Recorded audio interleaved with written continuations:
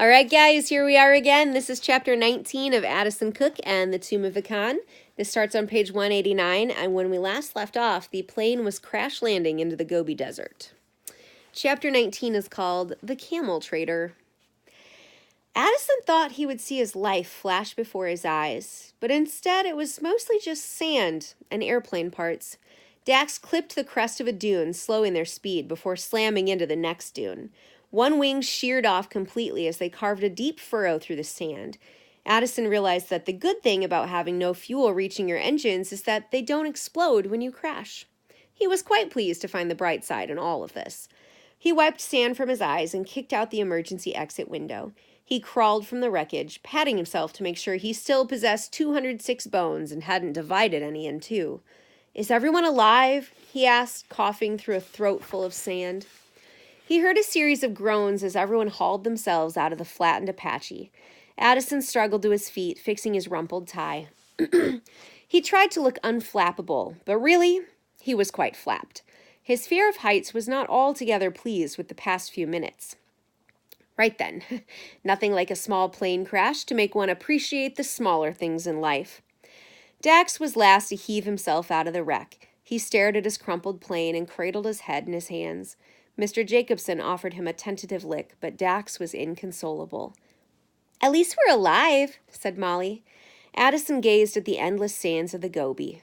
For now. "I've never lost 2 planes in 1 day before," said Dax. "This must be some kind of record."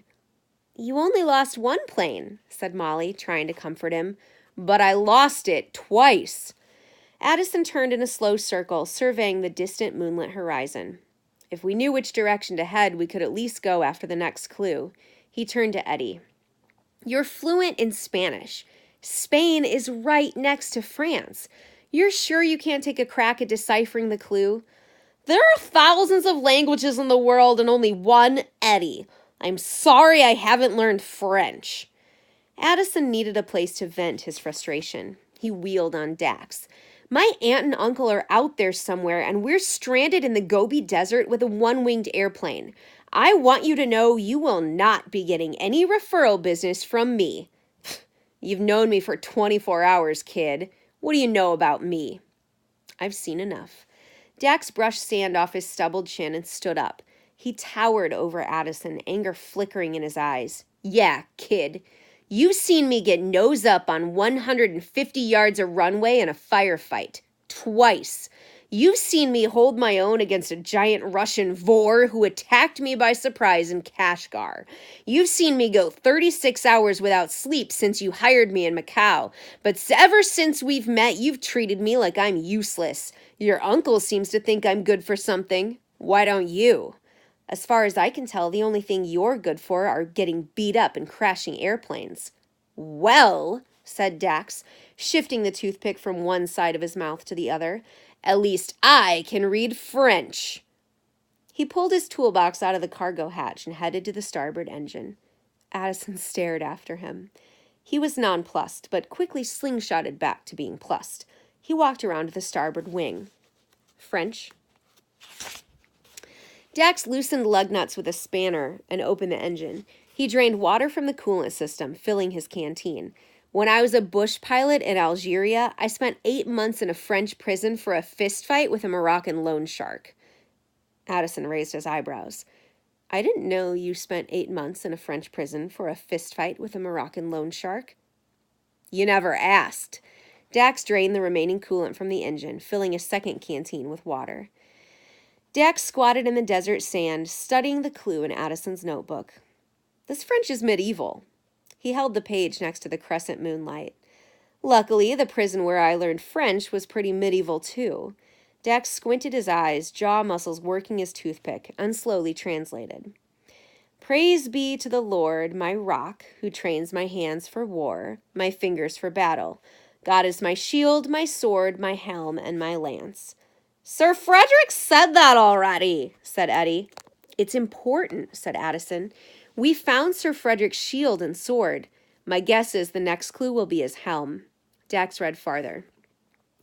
"In the city of the son of the Khan lies a sanctuary for the idol worshippers of Buddha. 107 will watch over you. Pray at the one that will show you the way.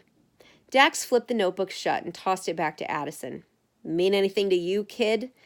Addison nodded and gazed upon the open waste. He had already finished reading The Secret History of the Mongols and knew the city of the son of the Khan. Karakoram. Karakoram? That place is a ghost town. There hasn't been anything there for centuries. Can you get us there? Dax nodded slowly. If we travel by night and don't meet any bandits, it's possible. First things first, we need to find a nomad camp with water and food, or else the Khan won't be the only one dead in a tomb. Addison retrieved his messenger bag from the wreck. Pack light, he called to his team. Take only what you need. Dax filled a few more canteens with water from the portside engine. Addison pocketed the flare gun he found in the glove box. Raj helped Dax slice parachute cords for rope and bottle engine grease for fuel. Dax cut canvas from a parachute and wrapped it around his head like a turban to shield him from the coming day's sun. Addison lightened his pack, reluctantly parting with his prized white dinner jacket. Here, Dax said as he readied for their march north. I siphoned water from the radiator. We can share. He took a plug and handed it to Addison. Addison balked, waving him away with a shudder. Dax turned to Molly. He doesn't like sharing? He doesn't like germs, said Molly, wiping the lid and taking a pull. Well, he won't like dying of thirst, either. The group set off across the desert in the deep of the night. Even though he was missing a second night's sleep, Dax's pace never slowed. He was eager to put miles behind them before the merciless sun crested the edge of the world. Addison's group hustled to keep up with Dax's long strides. After an hour of hiking, Eddie fell far behind. Eventually, he collapsed under the weight of his bags. Circling back to help him, Addison discovered that Eddie had packed way too much. He and Raj rifled through Eddie's bags. The complete Beethoven sonatas? Said Addison, pulling out 2 heavy volumes. Oh, I thought maybe I could practice if we ran across the piano. In the Gobi? Addison tossed the books into the sand. Eddie couldn't bear to watch. After Addison dumped out a metronome, a portable desk lamp, and several pairs of loafers, they were back on their way. Raj zigzagged across the group's path, foraging for food in the desert waste. Toward 5 a.m., he began shouting and waving excitedly. When the group caught up to him, he proudly produced a handful of grubs from under a rock. I found us some breakfast! Slugs? Asked Molly. They're filled with protein. Raj, we've only been in the Gobi for 2 hours, said Addison. We're not starving to death. More for me. Raj gave one grub a tentative nibble and elected to stick the rest in his pocket for later. The sky was already lightening in the east. Addison joined Dax at the top of a ridge. The pilot pointed to the 4th star of Cassiopeia and drew a line to Polaris, the North Star. We need to keep heading northeast. How far is Kakaram? Hard to say without a landmark. Maybe 60 miles? 60 miles! Said Eddie, readjusting the straps on his backpack. The Gobi is 500,000 square miles. 60 miles isn't that much. Well, it's enough to kill us. The icy-fingered grip of death, said Raj solemnly. Dax shot him a quizzical look. 60 miles, Eddie said again. He stared at the vast expanse of desert. Outer space is 50 miles up. We're literally closer to outer space than we are to Karakoram. They traveled through false dawn, the deep sand sucking at their footfalls and slowing them down. Near daybreak, Raj emitted an excited yelp. He ran a few steps, threw down his pack, and dropped to his knees. Addison assumed he had discovered water. Instead, to his horror, Addison saw that Raj was hunched over a large, steaming pile of dung. Isn't it wonderful? Raj cried. He closed his eyes and inhaled deeply. It's fresh. I'm an expert in animal spores, he said by way of explanation. An amateur scatologist. He beckoned the team closer. Camels. A whole team of them. He took another deep breath, snatched up his pack, and began following the hoofprints east. Dax nodded. If there's a caravan out here, we could barter for supplies. The team followed after Raj. The sun came up like a slap across the face. Within an hour, everyone was dripping with sweat. It was mid-morning before Molly sighted the camel train over the next dune. With eager shouts, they flagged down the nomad trader and his 5 camels. Addison shucked his shirt sleeves from his jacket cuffs, tightened his tie, and smiled pleasantly at the leather-skinned Uyghur man. Addison Cook, good to meet you. I was wondering if we might take a look at your camels. To his surprise, the trader replied in English, I have magnificent camels for sale, the finest in the Gobi.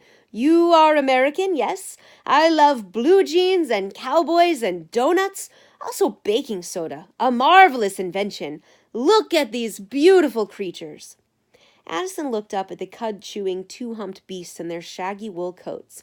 Beautiful was not the first word to cross his mind, but he was pleased the trader was open to making a sale. What do you think of these camels, Dax? Bactrian camels? Dax said grimly. Ornery and difficult. They bark, spit, and reek like a sweaty armpit. But they can last a week without water, and a month without food. The trader nodded a yellow-toothed grin and stroked the mangy mane of the nearest camel. Each of these miraculous animals provides 5 kilograms of wool per year and up to 600 liters of milk. What's your price for 3 camels? 10,000 yuan. Addison frowned. He'd never bought a camel before, and he wasn't entirely sure what yuan were worth, but 10,000 seemed a bit steep. He thought about checking a camel's teeth, but when he got close to one, the camel snapped at him.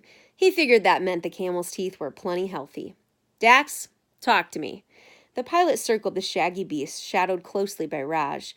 You can tell the health of a camel by its humps, said Dax. A firm hump means a healthy camel. A droopy hump means a thirsty camel. Addison thought the camels looked a bit deflated. He turned to the trader. 2,000 yuan for 3 camels. The trader was aghast. Each of these marvelous mammals creates 250 kilograms of dung per year, highly valuable for fuel. Their meat is tough to chew, but very nutritious. 2,000, Addison repeated. 9,000 yuan. It's an incredible price. Can't do it. 2,000 or we walk. 5,000! You are eating all my profit. My wife will never speak to me again. 2, said Addison. Come on, guys, let's go. He shouldered his messenger bag and turned to hike across the limitless Gobi, the sand stretching to infinity. His team, sweltering in the heat, watched him in shock. But camels, said Eddie. It's no good, Eddie. This gentleman doesn't want to offer us a fair price. Addison tromped onward across the dune. One by one, his group reluctantly followed. The camel trader pulled at his beard and ground his teeth. He couldn't believe he was losing this trade. All right, fine! 4,000 yuan. 3, called Addison, crossing the desert waste. He had to walk another 50 paces through the sand before the camel salesman broke. Addison took 3 camels for an even 3,000 yuan. When he offered to pay by credit card, the trader offered him the pointy end of his knife. But I get points on the credit card, said Addison. I'll give you points, said the trader, gripping his horn-handled blade. Addison forked over the cash. The camel trader insisted on shaking hands to seal the deal, which Addison regretted. He knew it would be many miles before he found a sink where he could wash. Dax watched the trader, muttering and cursing, lead his 2 remaining camels away over the next dune. He turned to Addison. How'd you know you could get his price down? I didn't, said Addison. I'd just rather die than overpay for transportation. All right, that's it. We'll be back with chapter 20 later. Bye, guys.